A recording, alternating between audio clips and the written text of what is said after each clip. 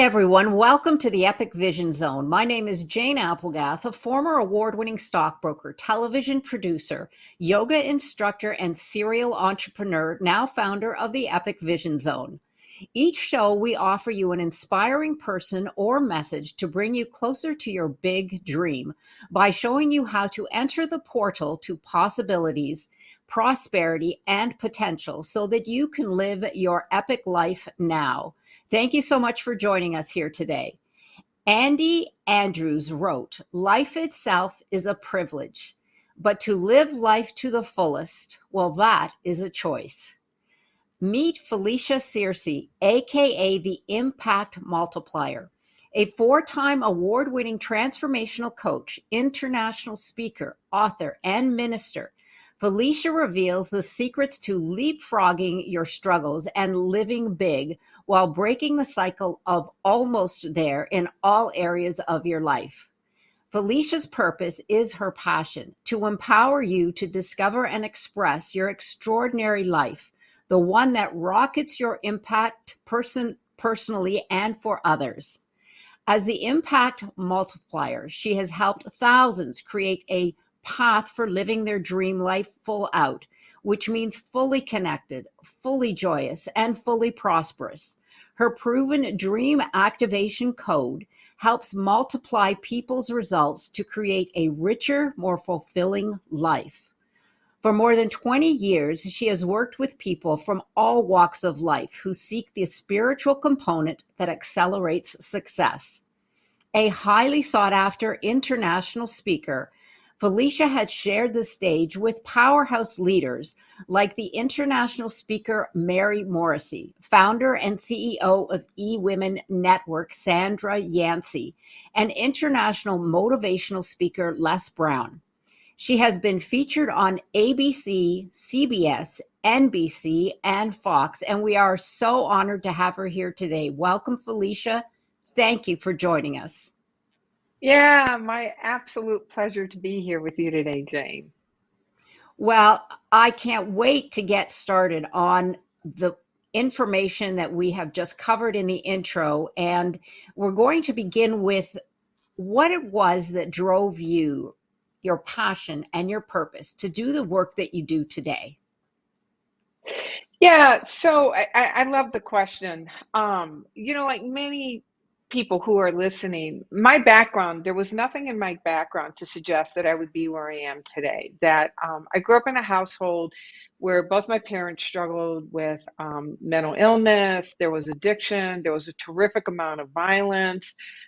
So I learned early on to see life as something not to trust, to stay below the radar, not to ask too much. Um, um, and I felt really responsible for what was going on in my world. And I actually was so filled with despair that I actually got to a point where I really began to entertain whether or not I even wanted to stay on this side of things. And, I always tell the story that I grew up in a tradition where it was a mortal sin to take your own life. And you wouldn't get buried inside the cemetery. And for whatever the reason, that made a difference. And I just kept imagining my family gathered on the outside of the cemetery, like, on the sidewalk where, um, uh, you're next to it, but you're not quite in it. For whatever the reason, that image, kept me from like doing the worst case scenario.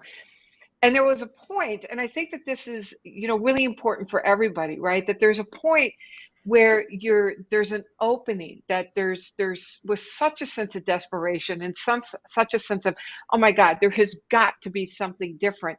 And it's in that moment that there's an opening where an alternative, something more expansive can present itself. And that's when I began to hear that there truly was a different way to live, that there was a divine energy that wanted me to live abundantly, that there were these immutable laws that dictate and govern our results, and that my history could inform me, but it no longer had to define me.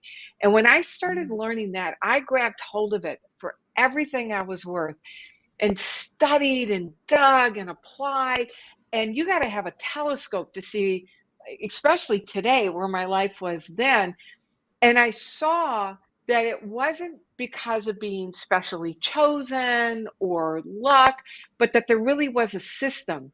And when I realized that I was applying a system and that this could be applicable to everybody, I've been on fire with helping other people take this and translate it into their lives where they're now living a life of richness, fulfillment, their epic life, using your words, that, they can take what I've learned and apply it to live their epic life. And so I am on fire with this because it's possible for all of us. In fact, it's the way that we are created to live. We are meant to live this way. Yes, that was so powerful. You had so many fabulous nuggets there, Felicia. I love that you said, I realized that my history could inform me, but it doesn't define me. Oh my Yeah. gosh, that is the door opened. And you had a visualization of your family standing on the sidewalk where you didn't quite get I know. in, but that's vision is my wheelhouse, and it just goes to Yeah. show you how powerful that can be. And Yeah. yes, we are. I have to say that was, and I know there's a lot of people that can relate. There's no question that you are here, and that purpose and that passion just emanates from you, and I could see why, definitely why. So thank you for sharing that story. So that being the case, what is the big question we all need to ask ourselves, and why does it matter? Yeah, so speaking of vision, so everybody has a vision for their life, right? Whether it's a desired vision or whether it's a default vision, and you know this because this is what you teach. We can't turn this visioning capacity off, right? We're always seeing something for our lives. I'm getting to the question. I just want to give some context to it. That we all see something for our lives, and that which we are visioning and mentally rehearsing consistently, it then becomes our it's what we organize our life around. So what we're running through our head becomes the organizing pattern for our energy, for our decisions, for our activities. And then also understanding that we live and move and have being in a field of energy where there are waves of what quantum physics calls unformed energy hanging out in superposition. And whatever we are predominantly visioning in this amazing faculty of our imagination literally has an energy to it that then impresses into this invisible field. And that energy then organizes around what we are predominantly thinking and feeling. It's the basic explanation of the law of attraction. And this is not new information. People have heard this before. And if we really got this, then we would come to understand the imperative of learning how to take authority over our imagination and use our imagination to create images and visions that align with what we want. So then, with that said, then the most powerful, potent, truly holiest of all questions that we can work with, and I want you to write this down because you will forget, is what would I love? What would I love? What would I love to do, have, give, be? What would I love? Understanding that it is the energy of love itself seeking seeking an avenue to express more out in the world, and you now become that channel, that vehicle through which love expresses in the form of the answer to that question. So when we start working with the question, what would I love? It seems, and again, Jane, you know this because of the work that you do, it's so deceptively simple, yet it is the most difficult yet powerful question that we can work with. And to really get that you're entering into a conversation with the force of love itself when we're working with that question. Yes, absolutely. Love, actually, gratitude has the highest vibration, but love is the second.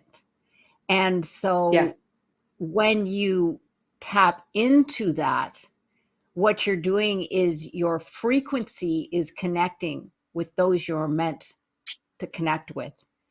You are, who you seek is seeking you. So the work that you do That's and the it. love, that's a Rumi quote, who I love.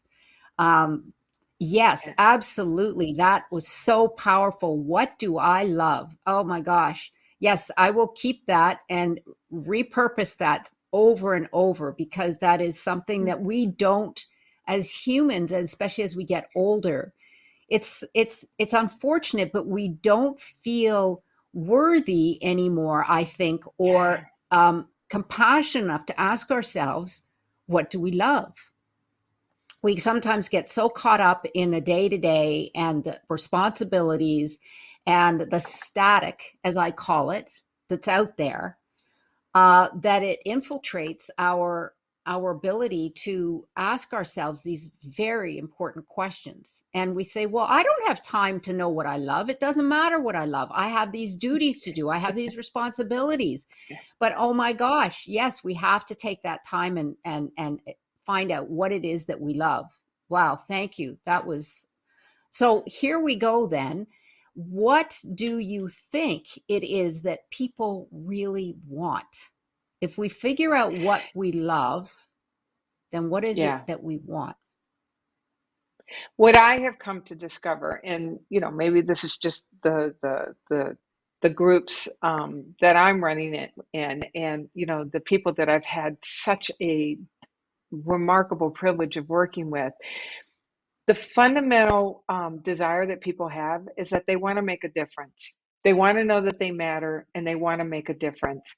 And when you understand that that desire knocking at the door of your heart is not your desire, that it is actually this infinite intelligence, divine presence, life force energy that's wanting to be known more in our world, and you are the vehicle through which it expresses, and it wakes us up to its presence in the form of our desire, and also to realize that you are this unlimited being with just crazy amounts of power and capability. And the only way that this source energy has of waking us up to that greater brilliance, that greater power, that greater amazingness that is you, is to put something in your heart that's bigger than who you know today, than who you are today knows how to do. So when we, when you're working with that question, what would I love? And understanding that deep down, the very fact that you're part of Jane's community and you're listening and watching her podcast, in my book, is evidence that there's that in you that wants to make a profound difference, because you wouldn't be hanging out with Jane if that wasn't the case. When you follow the thread of what would I love, you come to understand that when you answer that call, that is your highest contribution. That is the way that you make your biggest difference. And that's where the deepest soul fulfillment and satisfaction begins to happen for you. So what people want is to make a difference. To make a difference. Yes, we all want to make a difference, have an Yeah. impact, and uh, have an impact and an influence on what we love, and share that. And I love that you just basically talked about the intelligent life force that is there to Yeah. push us through or pull us through. And I just wanted to delve a little bit into that. When you say an intelligent force, what do you mean by that? Yeah. I mean, we could spend all day talking about that, right? I mean, that's a lifetime conversation. That there is this indescribable power from which everything emitted, right? That it is the creative energy, it's the creative force behind everything. And we live in this field of energy that's creative, that's generative, that's responsive. And so it's an energy field that's responsive, and then it's an energy field that's activating, that initiates. And so it's the energy in which we were created, that we were all woven from this energy itself. And the only thing it had to use when it created us was the energy of itself. And so, people call it God, people call it spirit. I have a number of names for it, just depends on what I need to know about it in the moment. Infinite intelligence, in the words of Napoleon Hill. Wallace Wattles, who wrote the book The Science of Getting Rich, talks about this invisible stuff. Abraham uses source energy, but it's all talking about this,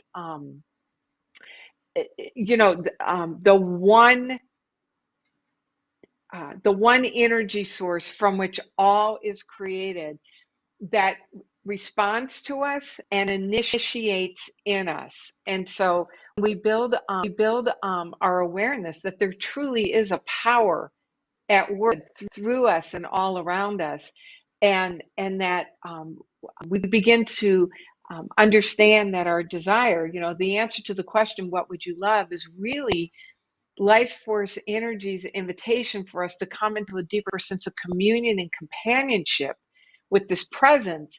Then we come to understand, who we are, whose we are, and how loved and supported and poured into we are. And so our purpose is to make impact. And the way we do that is to come into a deeper relationship with this indescribable energy that's here. We can't see it, but it always amazes me. I got a metal rectangle that's flipped up that I'm talking into right now, right? And nothing's connected, and I'm here, and I can't see these invisible signals that are allowing me, you're only in Scottsdale and I'm in Tucson, but still that's 2 hours from each other. And with these invisible waves that are going through the ethers, that's almost immediate in terms of its responsiveness. We believe that. So now it's to deepen our belief in this this infinite power, this eternal power that is present in the invisible, but we see evidence of it all around us. So lots of words. I don't know if that exactly answered your question, but how do you answer the question? What do you mean when you talk about this invisible intelligence in like 60 seconds or less? Right. No, you did a great job. And I do understand. I call it a frequency. Yeah. I often associate it to radio waves. And that's why I say there's static, because when we're not in tune, when we're not in alignment with our desires or with our path, then that's when we get the stress, we get the overwhelm, we get dis-ease. But being in alignment with those frequencies, we tune into who we are meant to be, who we are here to serve. But that is a practice. And I say every day is a practice. And the more we practice, the better we get at living our fulfilled life. So yes, That's it, absolutely. Jane. It's like a muscle, right? Yes, We've got it is. decades of training ourselves to see things according to conditions, to anticipate what could go wrong, to downplay our desires. And so when we're talking about what we're talking about, they can feel very unfamiliar in the beginning. It can, you shared earlier about the unworthiness. The very act of dreaming into something more expansive is going to wake up those pockets of us that have had reasons not to do it in the first place. And to it's really powerful when you understand that really a key purpose for that desire is to actually wake those pockets up. Right. So now you can shine the light of awareness on them and do the work to shift them to come into, like what you're talking about, more of a vibration, a frequency, an alignment with the person who belongs in that life, that can have that life. And that's the mastery. That's the daily rigor, the discipline, because we're either thinking from the state of status quo, or we're thinking from the awareness of the possibility. And in any given moment, we're transmitting a signal to this invisible field around us, and it's picking it up and organizing accordingly. Right. Well, this actually probably leads right into our next question, which is you talk about the dream activation code. Mhm. Tell us more about that.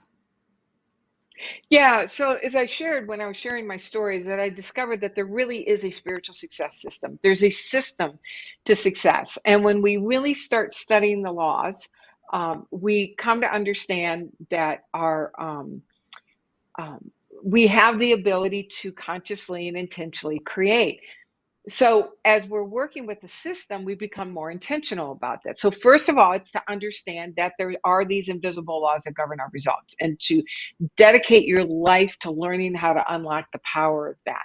Then, if we really believe that, we would treat our thinking, we would treat our imagination so reverently, and we would uh, make it a point to design a dream, design a vision, which is, the use of the question, what would I love? So that's the first step, is to design an image, a vision, to rehearse in your movie screen of your mind, according to Joseph Murphy, with the answer of what would I love. Now that's, we don't stop there, right? I love what Jim Carrey says. He says, you don't visualize and go to the refrigerator and make a sandwich, that now we want to do something with it. The next step is to build a relationship with your vision.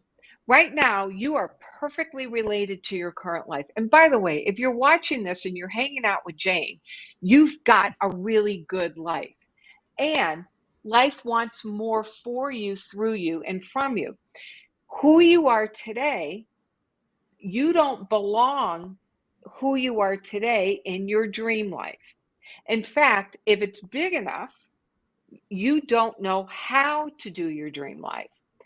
That's good news. You don't want something that you know how to do, because then it's a worthy goal, but it's not your dream. It's not your vision. When you understand that the purpose of that vision is to help you develop and discover more of your brilliance, more of your gifts, more of your capabilities, and to bring those out and to develop those, then you understand the reason for number two, which is to build a relationship with your dream. And more importantly, to build a relationship with the person who achieved your dream. That you are literally doing a process, what I call zip yourself into the skin of the man or the woman who already achieved this, because your future self already exists, and you can let that future self start informing who you are today, in terms of the what you need to take on in terms of qualities and characteristics, in order to start becoming that person. The reason why this is so important is that you will never outperform the way you see yourself. So when the good starts coming, if you have not done the work to be able to open your arms and give consent to that good, that's, if you don't do that work of feeling like you belong to that good, and the good belongs to you, this is when the imposter syndrome starts showing up. People talk a lot about, I'm a great manifester, and they can hold the vibration and visualize long enough to manifest the thing that they want. But what I have discovered over decades of doing this work, and the thousands of people that I've had the honor of working with, when the stuff comes, they're constantly looking over their shoulder, wondering, how long is it going to last? And do I really deserve this? Can I depend on this? And so even though the result is in their life, they're not at peace. They're not able to really be fully present for it. I call it episodic manifestation. People know how to, they go from manifestation to manifestation to manifestation, but they haven't brought themselves along. And so when you work with this second step of building a relationship with the vision, and building a relationship with the person in the vision, you're bringing yourself along where you belong in that life as it manifests. The other thing that you're doing with that is that you're doing what's called generating the state of being. As you generate a new state of awareness, you now have access to a whole new level of intelligence, a whole new level of creativity, and you're able to tap into a stream of intelligence that's always inspiring us. The thing that blows me away is that when you think about this, we have everything required to fulfill your desire. There's not a single thing that has to be added. Think of this. I'm going to be flying to, where am I going next? I'm flying to Colorado. And, 100 years ago, 200 years ago, if I wanted, let's say 200, if I wanted to go from Tucson to Colorado, I either walked or rode a horse. Those were probably my choices, maybe a wagon. Think of this. Every step along the way, we had the capacity to get on an airplane. Nothing was added to our world to build airplanes. We had to come into a place to be able to think like that long enough and sustained enough and to really see it in order to pull out the ideas and the resources and the direction to be able to take everything that has already been here and then use it to build a way to be able to get to Denver in a matter of 2 hours versus days. So when you start thinking from vision and identify yourself as the person who achieved this vision, you have access to those resources. You have access to those ideas and opportunities, and they now have access to you, where before, when we're thinking from same old, they're there, but they don't have access to you. So when we're building a relationship with your desire, we do what I call activate your brilliance, where now you have access to those ideas and opportunities. And as you take the action, you're taking the action from the identity as the person who already did this. And here's the remarkable thing about this. You can do this without a single thing in your world changing as of yet. You can put on and owning that you are that person before your world gives you permission. And that's when the resources and the opportunities start flooding to you. You can see them, you act on them. Your world begins to change. And then here's the kicker with this. As you're working with this formula, not only is your world changing, but you are learning to accommodate a new level of good. We have to literally train ourselves to let more good into our lives. And as you're working the system, you're literally training your system to allow this new level of abundance, this new level of fulfillment, this new level of good to come into your life. And you see it as your new normal, and you begin to assume and expect it. And then it's rinse and repeat, and that's the system in a nutshell. Wow. Absolutely incredible. I love it. So you're basically I completely understand how you said that you can create and dream. We call it a BHAG, which is your big, hairy, audacious goal. So the Yeah, bigger the better. But but then you have to build the persona that's actually living in that dream, but you have to become the person that's in that. It's like the Matrix. It's a that's it. matrix. It's you have to believe and become the new you in order to live your new future, your new epic life. Because the old person is going to not only push back, but it doesn't belong there. Yeah, It's like building a movie, and you become the character in the movie, because if you don't absorb the characteristics of that individual, it's not going to fit in the movie, in the new dream. So wow, I had never that's it heard exactly, of it Jane. putting it that way, and that rings so true with imposter syndrome. Oh my gosh, that puts a whole Yeah, new light on imposter syndrome. And that's the reason that you say that things will come to individuals, but they haven't taken and observed that the history that we draw from is actually pulling them backwards instead of allowing them to let go and move into the new the new them. Yeah. that's it. That's it. Wow. Yeah, That you is have to have a amazing. familiarity Right. with it. Yeah. And like you said, it's a practice. It's rinse and repeat, rinse and repeat. So that then becomes your spiritual success formula. Is that right? Or is there more to that? That's it. That's the spiritual That's it. success formula. Because the spiritual element of it is owning who you really are, owning what you're connected to, understanding that you have been divinely designed for this desire, that our desires are divinely designed, that we receive the divine inspiration, and that the the process is to deepen our understanding of these laws that we've been given as a gift, and that it is the path to a deeper connection with this life force energy. And so it's all grounded in spiritual principle, which is why I call it a spiritual success formula.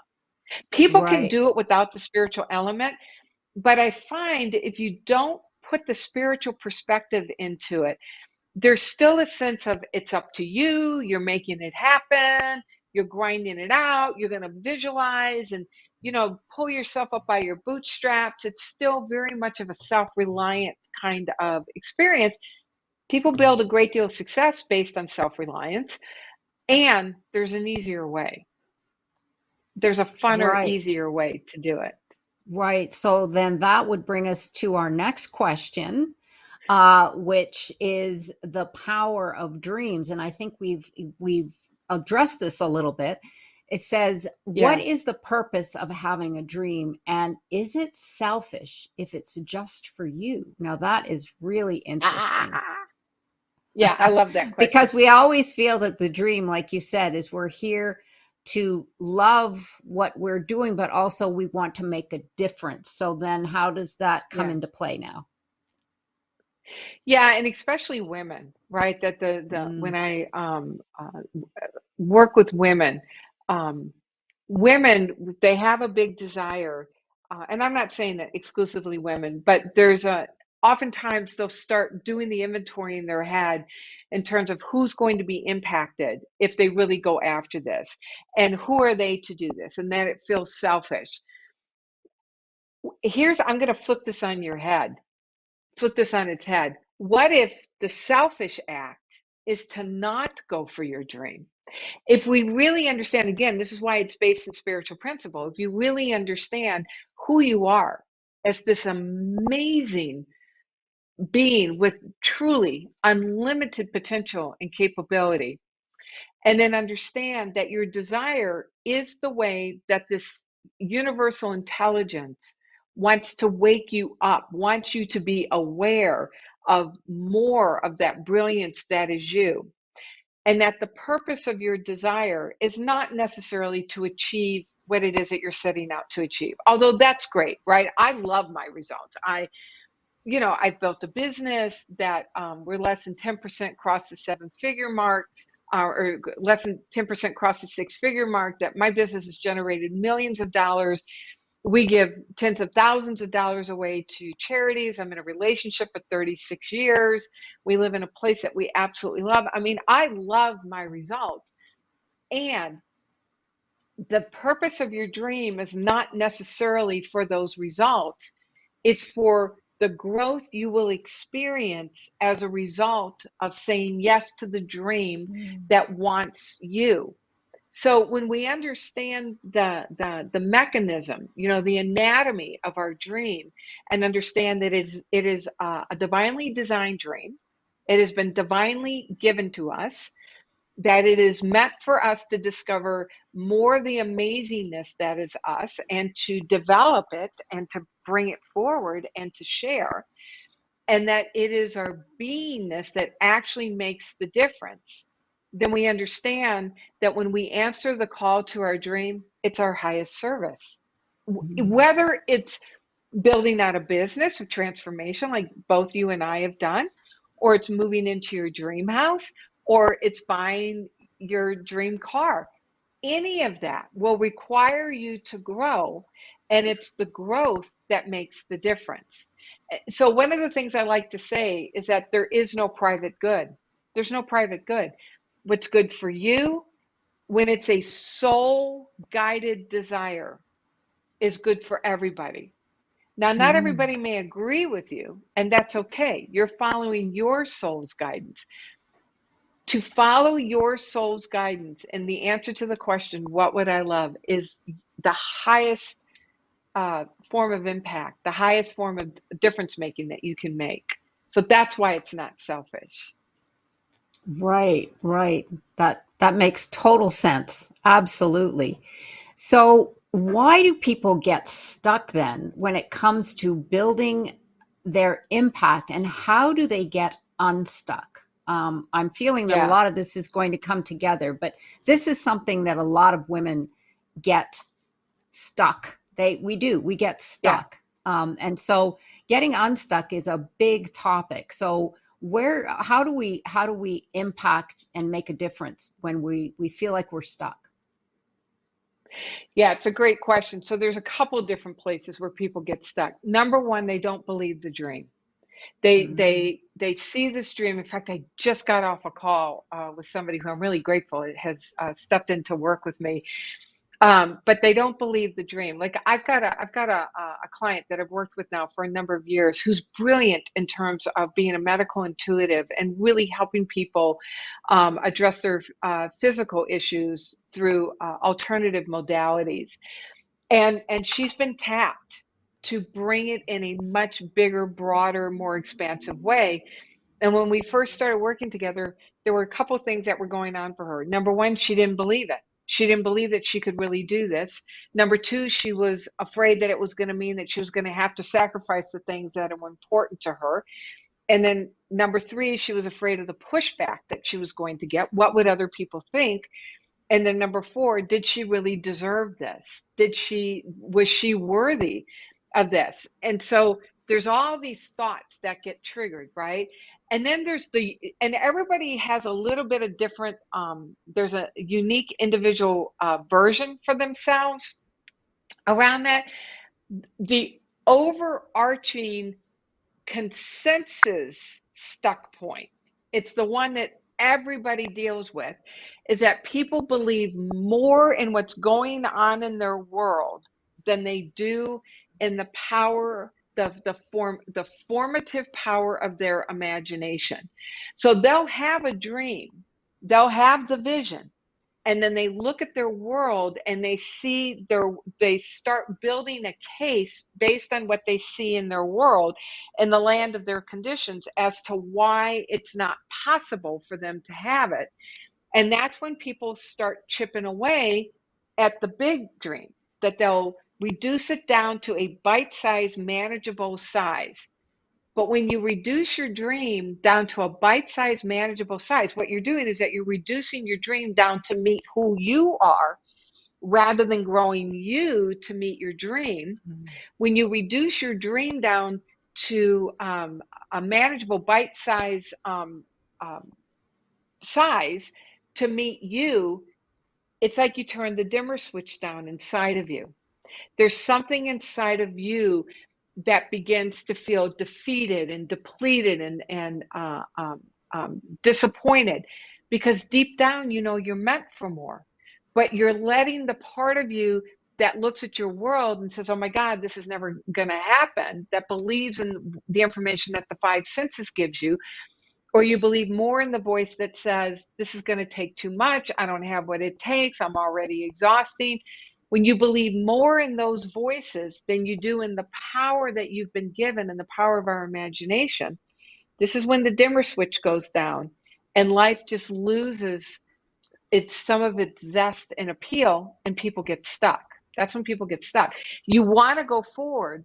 There's a part of you that's going to fight like crazy to keep you where you are. People get stuck when they believe the smaller voice. And that's where the frustration, the discouragement, the feeling of being defeated, why bother? See, it doesn't work. That's when all of that starts talking, and people just get mired in it. Right, yes. And what they're doing when you say they dim their light is that they're lowering their vibration. Yep. So we have to that's why I say life is a practice.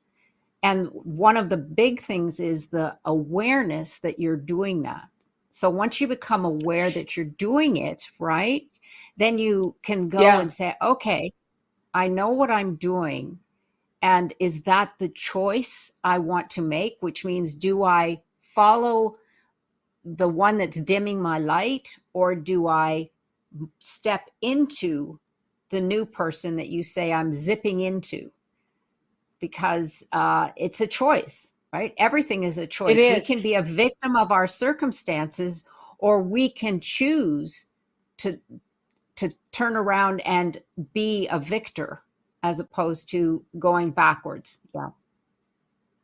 That's it, Jane. And to realize that that gravitational pull back to that familiar is so subtle and so ingrained. So back to, my client, Mary, that she realized that the fear, she was confident and successful, and yet there was that underlying fear, and really came to understand what was required in terms of the ongoing discipline of noticing those slight subtle shifts of moving out of being that future possibility into the status quo.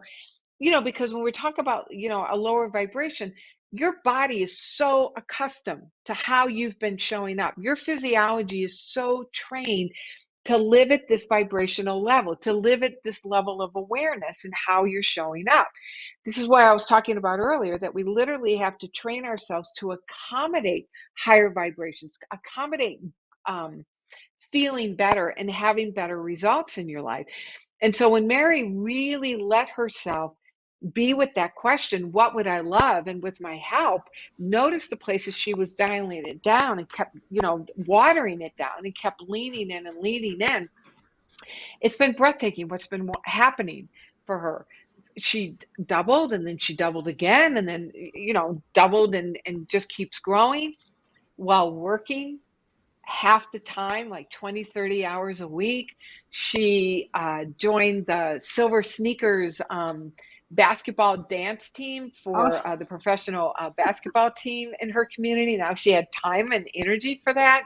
And, half time she's out there shaking her booty at 70 years old. Rich friendships, better relationships with her family. Every area of her life has improved because of her willingness to stare down the part of her that wanted to water her dream down for lots of different reasons, and really began to understand the rigor, the discipline. You talk about a daily yeah. practice, and it's a moment by moment practice.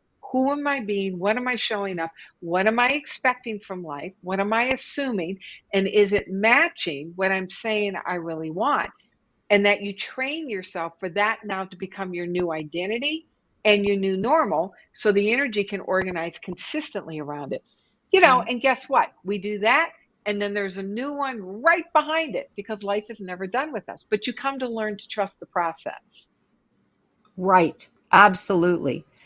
Yes, it is. It is a discipline and a practice. But that's what separates the doers from the not doers. Correct. Yep, So speaking that's it. of all of this coming together, what do people struggle with the most when it comes to multiplying their impact, and how do they overcome it? So you may have answered some of that question, because Yeah. this is talking about how to multiply your impact. So is it that you've already come into this individual and then you feel that you have no more, or that you have to up your game again? I'm guessing because of what you've just spoken of.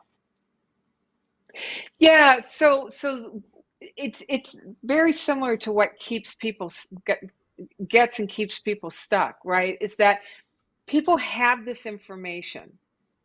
They get it conceptually, but they don't really understand the discipline that's required of the granular application. People come to me all the time and say, I know universal laws. Many people distill it down into the single law, the law of attraction. I understand the law of attraction. I use the law of attraction to manifest and fill in the blank: my boyfriend, my car, my house, my job. And then they think that's it. And the thing that prevents people from really making their impact is that they don't really have an understanding of the ongoing application of the law. And so they'll do what I shared earlier in terms of episodic manifestation. They'll manifest, but they haven't done the work to be able to belong in that life, to be able to sustain it, and then to trust that the next layer that's knocking at the door of their heart is not, oh, one more thing that is wrong with me, or I don't get this, but to understand that it's an ongoing process of life asking you to know more of who you are and what you're meant to do and what you're created to be. And so it's the devotion of your life to Mm. unlocking this power through understanding law and serving a dream. That's how we continue to create our impact. That's it right there, Felicia. Yeah, The devotion yeah, to your life, to the yeah. life you're meant for and the life you're here to serve. Yeah, That's devotion. it. Yeah. And let's face it, we humans get lazy. With that devotion takes some work. We like Yeah, comfort. That's yeah, that's the reptilian mind. I mean, we want, hey, no, that's different. We don't know where we're going if we do that. That could mean risk. That could mean danger. I'm like comfortable. Just, I made some money, so now I'm good. I don't need to up my game yes, anymore. But yeah, absolutely. I could see that. So I love what you say here. You say we need to stop making it happen and yeah. start making it welcome. Oh my gosh. Give us some insight into that. Yeah, so it goes back to what I was sharing earlier, that people know how to make stuff happen, right? That you work hard, you give it everything you got, and you put your nose to the grindstone, and it's up to you. And it goes back to what I was sharing earlier about this element of self-reliance, that it's up to you.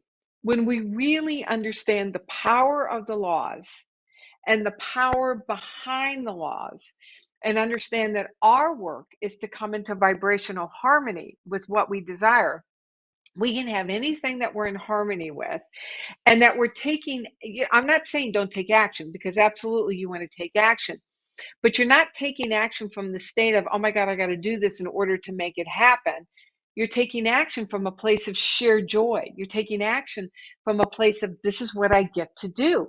This is what it is to have life move through me and express as me. And when you're functioning from that state of awareness, now this is when things begin to pop and come to you out of the blue, and it feels like it's just flowing, and it's happening so easily because you are in harmony with what's wanting to express through you, and you're coming into our harmony with the person who's already living that life. you know Hanging out with my husband, for the most part, we've been together for 36 years, um, is easy, right? We've known each other. I can recognize his footsteps. I recognize his voice. There's a deep familiarity that I have with my husband. So there's an ease to it, right? It's the same thing, that as we come into a deep familiarity with this life force energy and with the life that's wanting us, we open up and things become easy. We just allow them to come instead of having to work so hard for it. We're not making it happen. We've really learned how to relax and know that it's coming to us. And another key piece of this is to know just how loved and supplied and nurtured and nourished you are by this universal intelligence, that this life force energy wants you to thrive. It wants you to experience good, your best.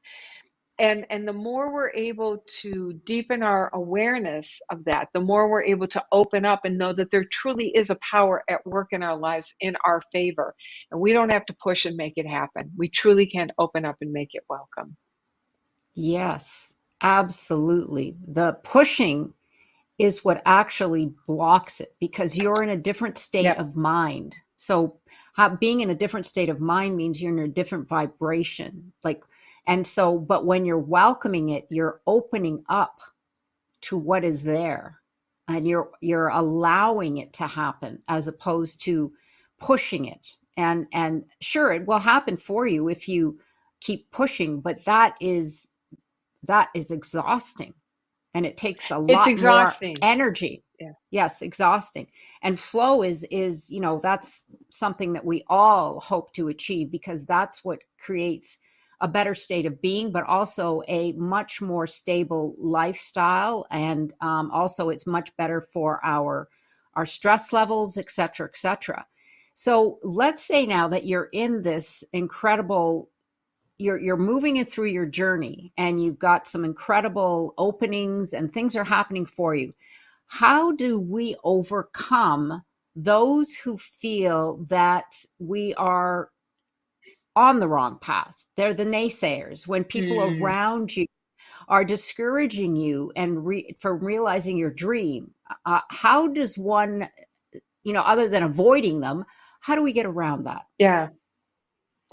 Yeah.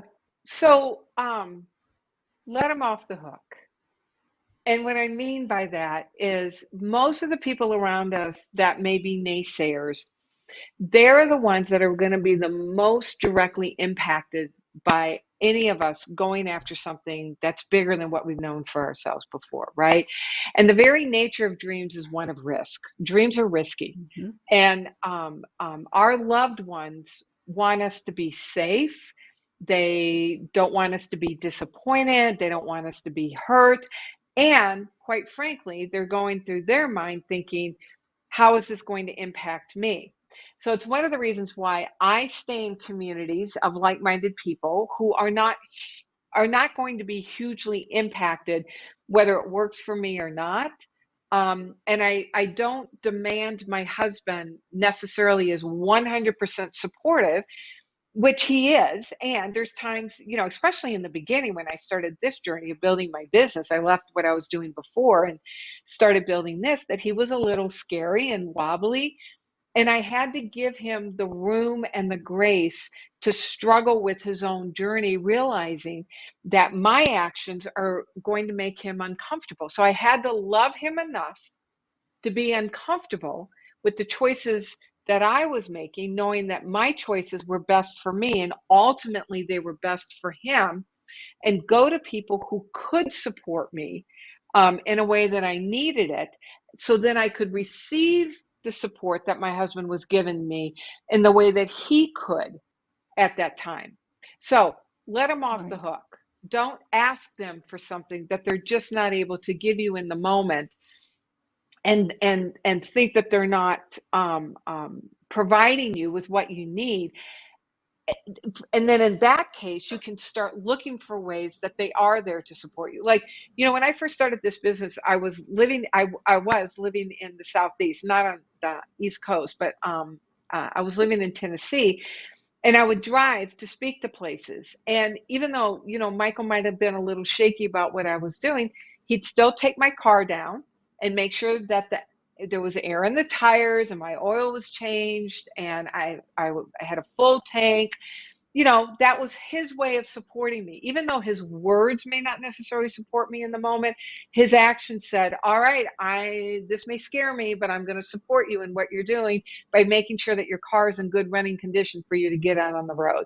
And because I wasn't demanding that he agree 100% with what I was doing, I was able to see that and appreciate that and get busy proving what you're doing. I mean, now he's all about it, right? He retired 7 years early.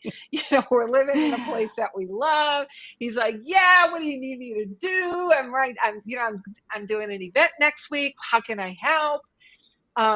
He sees the proof. He's The got the proof. evidence. But in the beginning, not so much. And so Yeah. I had to love him in his discomfort, not let it stop me, and surround myself with people who could support me in the way that I needed it.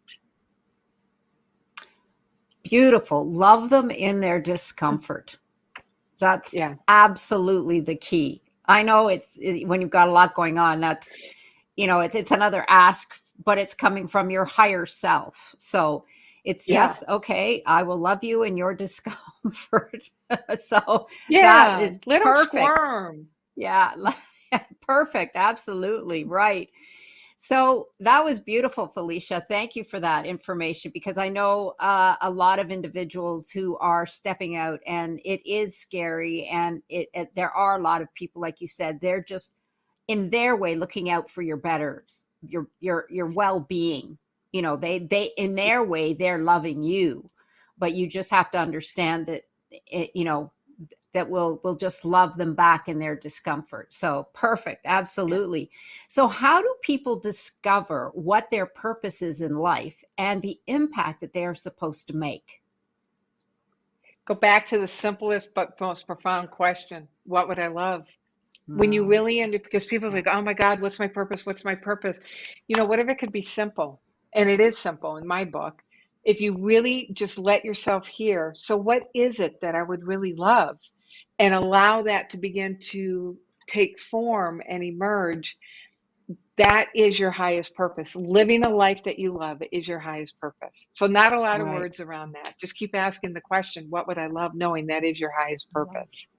that. Makes it so simple. I love that. The reason Yeah. is that, you know, there are books upon books been written have been written on how to find your purpose, and they all have Yeah. some very meaningful information in them, but it becomes a journey just finding your purpose, you know, and then you spend months, years even, you know, trying to find your purpose. But when you start with those simple questions, oh my gosh, that's like, okay, I can do this because I want to get on Yeah. with my purpose, right? I don't want to make That's it. finding my purpose, because unfortunately that's what That's it it. becomes That's it. sometimes, right?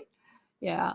Yeah, life's So too short. Just yes, life is too short. So thank you for that. Wonderful. Building impactful work. What is the most important thing to consider when building your work so that it makes an impact? again, I'm just going to keep bringing you back to the question. Do what you love. When you're Mm, truly doing what you love and not watering it down and not making, negotiating with yourself around, what you think you can do, when you're really doing what you love, that is your highest impact. And so just keep asking, do I love this? Like I had this on my calendar today, and it's like, oh my God, I get to hang out with Jane. I love that. This is so the fact that I'm here doing what I love, it's not so much the act of being on a podcast interview with you, which it is, but the fact that I'm loving this is what's making the impact. And so you just keep checking back in. Notice when you find yourself making allowances or wanting to uh, step back or water it down. Every time you step away from what brings you most alive, you are stepping away from your purpose. So you develop the ability to notice what you're noticing when you're watering it down or you're negotiating with what you love, and lean in and recognize that this is a divinely designed desire. And when I say yes to what brings me most alive, it is my highest contribution. It is the way I make the greatest impact. mm. Yes, absolutely. So I'm curious how you came to the name Impact Multiplier because I thought that was brilliant. When I saw you're also known as the Impact Multiplier, did that come to you divinely, or was that something that you tapped into a marketing individual? I just find that that is the best way to describe what you do. Oh, thank you, Jane. Well, I've been working with Impact for a while. And then, yes, I had somebody who took a look at my stuff and said, oh my God, you're the Impact Multiplier. You need a name. You're Mm. the Impact. And it's like when they, so they were divinely inspired. And when they said it, it's like, boom. All right. You're right. That's it. I am the Impact Multiplier. So all of us can become an impact multiplier, putting these principles to work. Well, here's the thing, we're impacting in some way, shape, or form. And the way we're impacting is multiplied, right? So the question is, am I creating a high vibration impact or am I creating a low vibration impact? Mm. And so it's to recognize that we're all making impact and then to get super deliberate about the kind of impact we want to make. And that's Right. living from the question, what would I love? What would I love? Right. Become a deliberate impact or impact multiplier. What would you love? Yeah. Yes. Yeah. Beautiful. So, where can people find out more about what you do, where you're going to be, and some of the events that you've got coming up? Yeah. So, of course, my website, FeliciaSearcy.com. And then I have a gift, and we've been talking about vision. If that's okay, can I Yes, share it? absolutely. Yeah, Please. okay. Um, so we've been talking about how vision is foundational to everything. So what I've done is I put together a visioning toolkit, my spiritual success system, a visioning toolkit, where I created a meditation for you to listen deeply to what it is that you would love. I created written instructions to help you understand the art and the science to write out your vision. And then I gave you a daily practice. Once you have your vision, here's how to effectively work with your vision on a daily basis. So you can get that by going to FeliciaSearcy.com/spiritual success. So FeliciaSearcy.com/spiritual success. Download that, grab that. You're going to get a series of emails to help you stay on track with that. You'll be able to keep me posted with what's happening. And then, of course, you'll receive emails letting you know where I'm at, what I'm up to in the world, and some things that you may want to engage in. So that would be the best way to get me. And then, of course, my website. Right, right. And we'll have all that contact information available as well on your Epic Vision Zone bio pages. So thank you for that. What a Yeah. generous gift. I'm going to grab it for myself as well, for sure. Good. So if there was one critical message, Felicia, that you could share with the world, what would it be? Yeah, and I'm going to reiterate what I've shared several times throughout our conversation today. That desire is not your desire. It is a divinely designed desire. It's not selfish. It's not self-centered. It's not arrogant. It is a divinely designed desire. And when you recognize the nature and the origin of your desire and embrace it and allow it to transform you at depth as you are creating the life that you love, truly, this is your highest impact, your highest contribution to our world. Beautiful. Thank you so much. And Yeah. because we're here on the Epic Vision Zone, I have one last question for you. If your life were an epic story, what would the title be? If my life was an epic story, my life is an epic story. So the title would be This Is It. This is me. Yeah, This because is it it. already is epic. Right, right. Well, perfect. Absolutely perfect. Well, I wanted to thank you once again, Felicia, for joining us here today. I have learned so much, and there are so many brilliant pieces taken from this interview. Thank you for your brilliance and your impact. And for more information, you can go to Felicia's website at FeliciaSearcy.com. We'll have that also on the Epic Vision Zone bio pages, as mentioned before, including her gift to you. And be sure to follow me on Instagram at Jane Applegath. And don't forget to reach out to me at janeapplegath.com, where you can access your free download, The Keys to Your Dreams. I look forward to connecting with you. And this is the Epic Vision Zone, transforming your dreams into epic success.